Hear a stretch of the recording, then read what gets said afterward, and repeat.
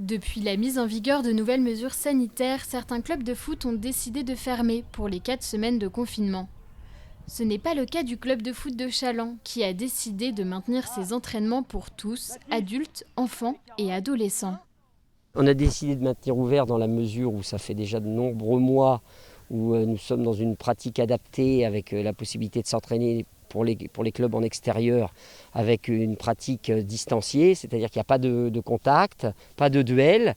Donc les jeux sont forcément aménagés avec des zones, ce qui évite les contacts tout en respectant un protocole sanitaire assez strict, donc avec prise de température, gel hydroalcoolique et puis ensuite masque sur le visage jusqu'au coup d'envoi de la séance. Pour les parents et pour les entraîneurs, cette décision semble judicieuse dans une période où de rares loisirs sont accessibles. On a envie que nos enfants continuent à avoir une activité sportive, parce que déjà l'école est enfermée, il n'y a plus rien, ils ne voient plus leurs copains, donc non, c'est intéressant, c'est super. Nous, on n'a aucune crainte par rapport au Covid. Ils n'ont pas loupé un entraînement de l'année, ils n'ont pas envie, ils sont motivés.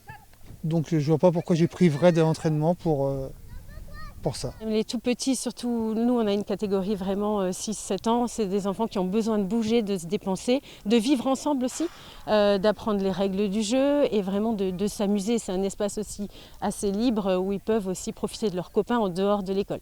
En attendant, même si les sports de plein air peuvent être maintenus, les sports en salle et collectifs sont toujours interdits.